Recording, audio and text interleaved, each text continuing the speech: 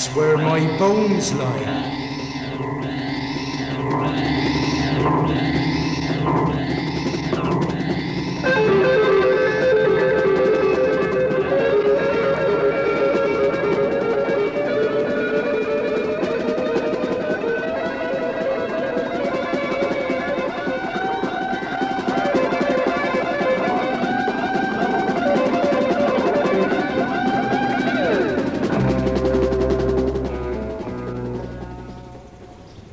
Nothing left to tell the world of me now, is there?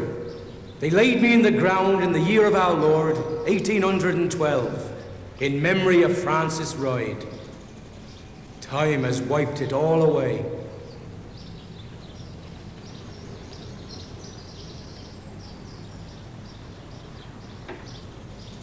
I see old Henry Bullock did all right, though. Ah, well, them as has the money, they don't get forgotten too quick. I wonder if Ginger's weathercock is still on the spire. Oh, yes. Still got his name on it, I should think. Well, some goes up and some comes down. The Ryde family was folks as went down in the world. Stanwell's changed a bit since my day. That was the main street then. Still recognize the place, though. Well, the street, anyway. Not the Heath. Heathrow Airport now.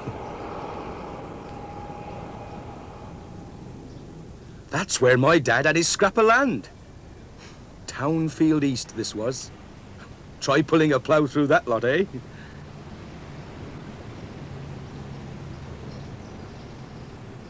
I wonder if the well's still there. Well, well, well. Just about, eh? A stone well, you see. That's why it's called Stanwell. I see they don't make too much use of it now. Well, they got a great big reservoir, haven't they? 200 years ago, this empty reservoir was a field, and 30 different farmers from Stanwell village had strips of land here. All over England, there were thousands of villages just like Stanwell. They had 3 or 4 huge fields which were shared by many families who worked in them. Here in Stanwell, they used oxen to pull the wooden ploughs through the thick, heavy soil. The field has now vanished, but when this reservoir is full of water, you can see just how big it was.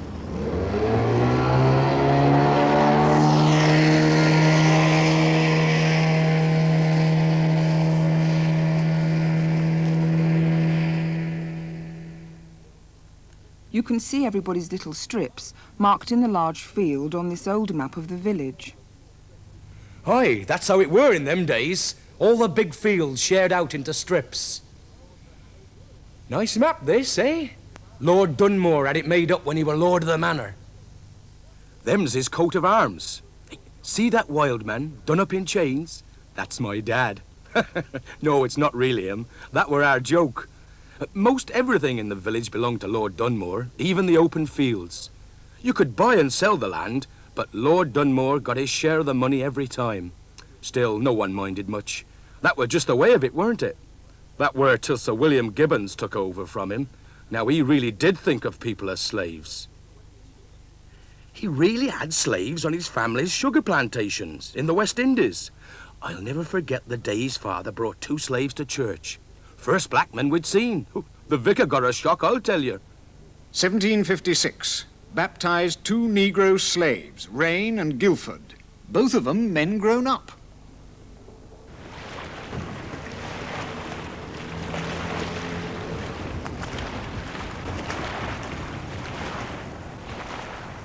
That were the cause of our trouble. The new turnpike road to London. Well, they say the streets of London is paved with gold, eh? That road leads straight to Covent Garden, and there was plenty of gold changed hands there. This is Covent Garden in 1780. It was London's great market for vegetables. Villages from miles around sent cartloads of food to sell to Londoners. They sent animals, too, to be sold at Smithfield. Sheep and cattle for nearly 1 million London dinners. There was money to be made from meat. These are the kind of cattle any village might have had out in the fields 300 years ago. This herd of white park cattle is at Shugborough Park Farm Museum in Staffordshire, where they keep old breeds of animals. That's Alan Cheese, who manages the farm. You can see how small these cattle are. Small and lively, without much meat on them. But around 1760, a new animal started appearing in the countryside. This giant. Right here we've got one of the 18th century improved breeds which was kept at Shugborough. And it's a longhorn bull called Burberry Boy. Well, he's the biggest bull I've ever seen in my life. Why is he so big? He is a very, very big bull. He weighs over a ton. And one of the aims of the early breeders was to produce a big animal with a lot of meat on it. The improvement of the longhorn, which was the local type of cattle, was started by a Staffordshire farmer in about 1720.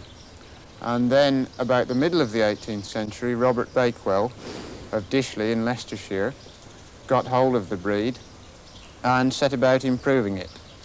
And the way he did this was to use only his best animals and to make very, very close relations. He mated full brother and sister and mother to son. As close as that? Very, very close for Indeed. several generations. And that way he fixed the type and the appearance of his animals. So he included a trademark in the very large horns and the white stripe down the back. Oh, yes. And he wanted an animal with a great deal of length in its carcass. And you see here, Burberry is a very, very long bull. And he was changing farmers' ideas. He was producing beef only and not milk as well as beef. Beef only. Alan, were these very expensive, valuable animals? Yes, they certainly were. When Bakewell started to improve the breed, he got as much publicity for his animals as he could, and he had visitors from all over Europe, and some quite fantastic prices were realised. In 1791, there was a longhorn sale in Oxfordshire, and one of the animals, Brindled Beauty, made 260 guineas, which is probably equivalent to about £50,000 today, which is a quite fantastic price. Bakewell bred his animals to grow very, very quickly, and just to give you an example, we've got here Shugborough Fairfax, who's one of Burberry Boy's sons. He's just about 12 months old, and you can see he's already a very big animal. Yes. And just to compare the improved breeds like the Longhorn with the unimproved cattle, which were kept in Britain in the 17th century, we've got next to Fairfax here Mary, who is a white park heifer about the same age. And you can see there's a great difference in the size. Indeed, I'd say Mary's about half the size. Yes, she's about half the height, and in fact I would think she's only about a third of the weight, if that. If you wanted bigger cattle than little Mary, you had to grow new kinds of food for them to eat. The improvement in the livestock breeds was only possible because there was better winter feed. Yeah. Until the 18th century, farming was fairly inefficient, and it wasn't possible to feed all the animals through the winter, so that a lot of them were slaughtered before winter came. So that when farming improved in the 18th century, the corn crops increased, and new crops came in, like the turnip that we've got here. My God, it's enormous. The other root that was grown was the mangel wurzel, which is what we've got here. These were chopped up very finely and mixed with corn, which was being grown in much greater quantities, and fed to the cattle. They were tied up and fed very heavily, and that made the very good growth rates possible. You couldn't get good growth until you could get good feed. The animals were brought inside for the winter. And this was new? This was new. They were tied up by the neck and fed very heavily on these kind of foods. And as well as getting a lot of meat from the animals, they had a very useful byproduct, which was the manure, which was used to put on the crops and make them grow quicker. Ah, so it's like a big circle. That's right. How clever. There was also money to be made improving sheep. This is a drawing of the old kind of sheep, and here is one of the new improved breeds. The new sheep got much fatter, much faster. Robert Bakewell once hired out an improved ram for breeding, just for one season, for a fee of 400 guineas. That's about £70,000 in our money. These new fat animals were very popular. People would pay just to come and look at them. Great novelty which may be seen alive. A wonderful large pig. We didn't have any improved animals in Stanwell, but Sir William was right interested in that sort of thing. I don't think he ever liked our village sheep. Of course, my dad wasn't a real farmer, not like Henry Bullock or Ginger. Oh, aye, we had a strip or two of land in the fields, but father was a thatcher, wasn't he? Still, we kept some beasts on the heath. That were the village common. And now it's Heath Row. Well, that's where the pigs were. Then one day, in 1766, Sir William decides he can do his improved farming there. So he puts a fence up round the heath.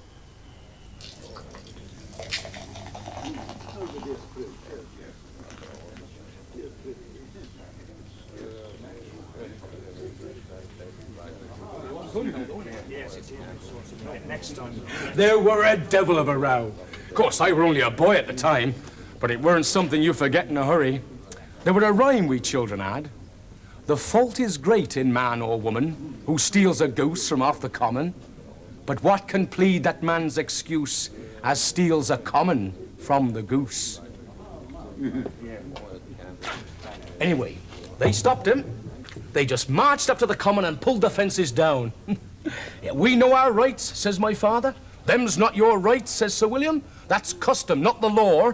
By law, that land belongs to the lord of the manor, and that's me. Well, to tell truth, I don't think anyone knew whether they were right or not. Not even Sir William Gibbons. Because the next thing he does is try to make a law that says he can fence off the heath. An Enclosure Act, it's called, and it has to go through Parliament. Now, we'd heard of Enclosure Acts, but this was the first one in Middlesex, and no one in the village wanted any part of it. Oh, except the vicar, but he don't count. So the villagers got together to make a petition to Parliament to stop it. And they got all the other villages on the heath to make a petition as well. Comes the big day, we march to London to take the petition to the House of Commons. On Tuesday evening, a great number of farmers were observed with cockades in their hats. They all lived in or near the parish of Stanwell and were returning with the agreeable news of a bill being rejected for enclosing the common, which might have been the ruin of a great number of families. That spiked his guns and no mistake. So then Sir William changed his ways. What he done then was to buy land instead of steal it from us.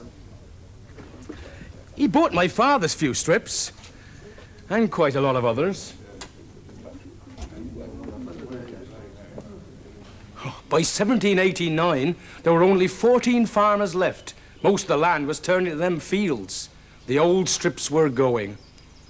And then Sir William had a meeting of the village and said how he'd like to turn the heath into fields. And did we mind? Well, I won't tell you what my father said, for he weren't too pleased about it. But my brother John says think on it. He were the sharp one, brother John were. Look, he says, every cottage has a right to use the heath, yes? Yes, says my father, and they won't take that away from us. Don't be daft, says John. We don't make use of the heath no more anyway, not since the cow died.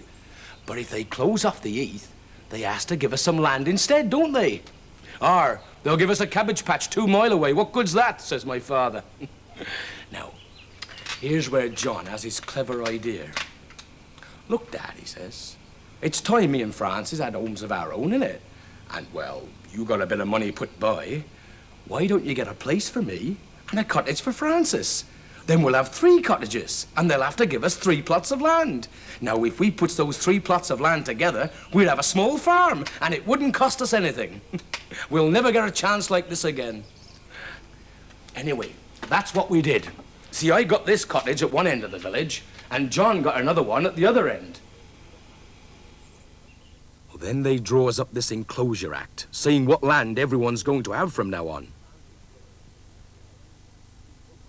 There's my name, Francis Royd.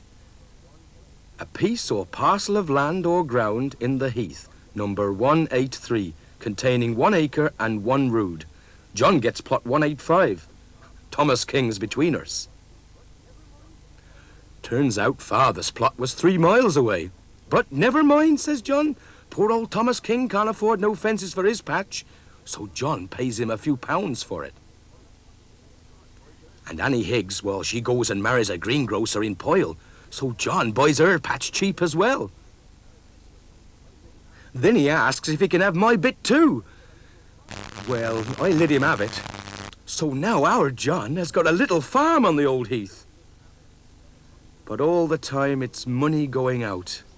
Money for fencing, money for ditches, money for roads, money for seed corn. Never mind, said John. Soon we'll all be rich. Ha. Well, it's just rotten heathland, isn't it? Can't plough it properly. Grass is as tough as old boots. Corn starts to come up, then dies. 2 years of that, and we'd none of us had any money left. John sold the land to a rich farmer, name of Hill, who had bought everything that was going. See, Hill could afford to spend the money needed to make the land good. And poor John didn't get enough to pay back what he'd borrowed. He lost his house. I had to take lodgers. And then when Father died, Mother went into the poorhouse.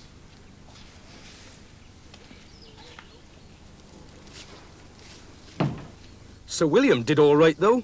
His improved farming made him even richer. Them's the gates to his park. And the other big farmers, they did all right, too. A new farm cost lots of money. Shugborough was a rich man's farm. He was a very, very rich farmer. He'd inherited money from one of his ancestors who'd captured a Spanish galleon. He was married to the daughter of Cook of Norfolk, the famous agricultural improver. And the fashion at the time, about 1805, was for farming, a fashion set by the king, Farmer George. And Anson had this beautiful farm built to follow the fashion. It's a rectangular set of buildings built around a beautiful courtyard. On this side of the yard, we've had a brew house and a malt house behind us. And right here, a water-powered corn mill, which is linked by this railway to a granary on the other side of the yard. And next to the granary, we have a range of stalls for feeding new improved breeds of livestock. All right for some, eh? But for the rest of us, well, it was back to day labouring. We was worse off than we'd ever been. In 40 years, 6,000 English villages were enclosed and many people were ruined. Villages were totally changed by what happened to them. But the new big farms produced food for the cities and made their farmers rich. Eventually, the government produced a report on what had happened. It said, the families like the Rides would have to put up with things. Enclosure meant a general improvement of the kingdom.